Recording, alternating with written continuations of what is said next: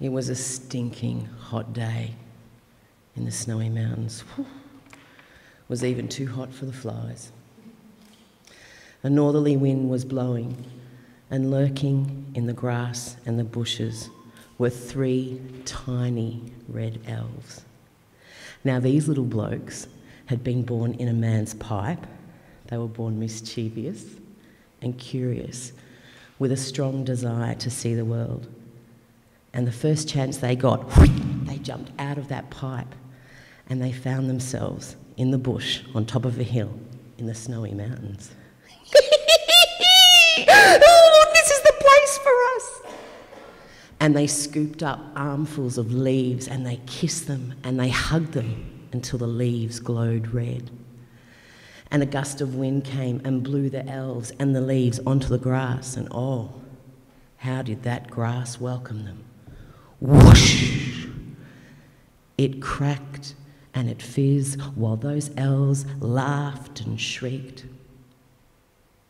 And high up in the trees, the kookaburras and the gang cockatoos and the thrushes, they watched as the flames grew higher, and they listened to the twigs crackling.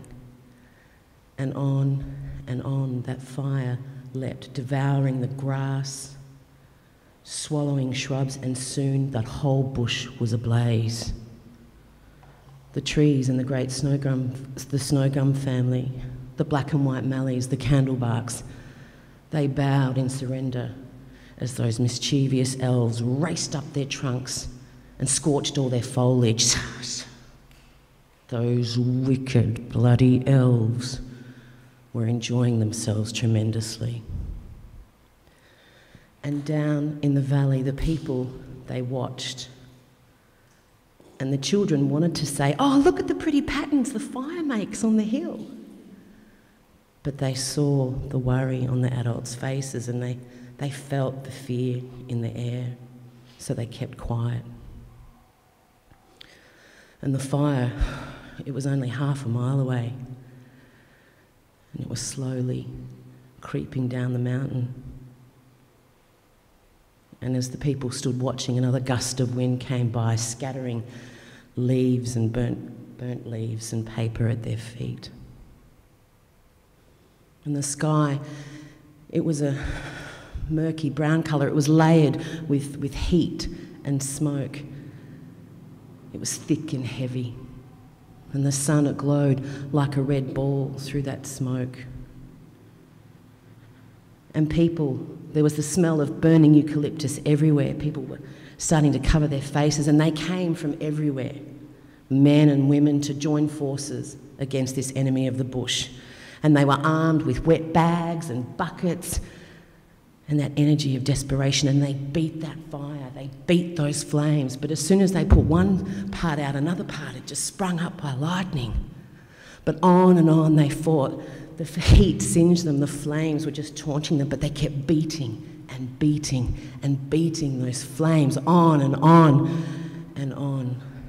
And they were exhausted, when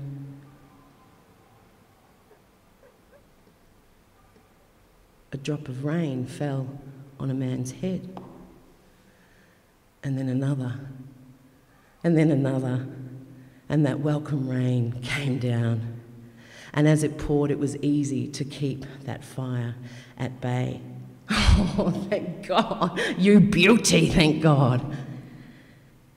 And as the rain, the torrents of rain came down, the sound of the bush burning was replaced by the sound of puddles forming. And there, in the ashes, 3 miserable elves were trying to creep away when, plash, down came another drop of water and they disappeared. Thank you.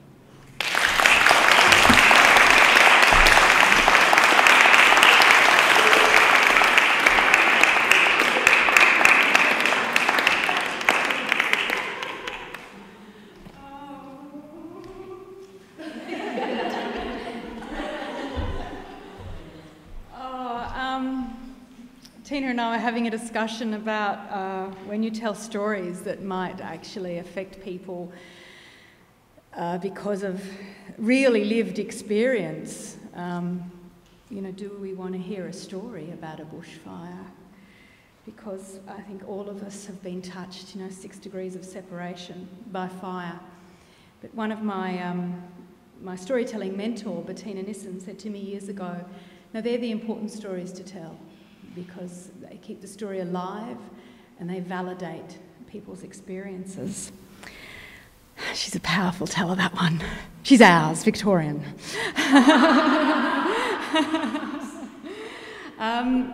So you were listening to Teena Hartnett. Once upon a time, Teena didn't know what she wanted to be when she grew up.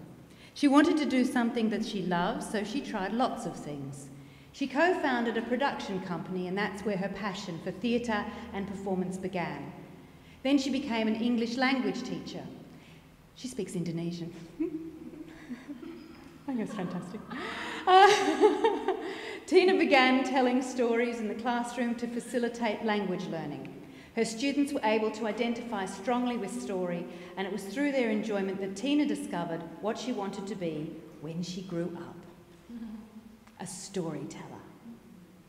Now that Teena has almost grown up, her love of story has been awakened by the likes of Joseph Campbell and Clarissa Pinkola Estes.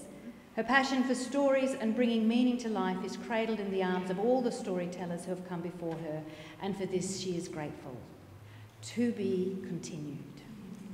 Thank you.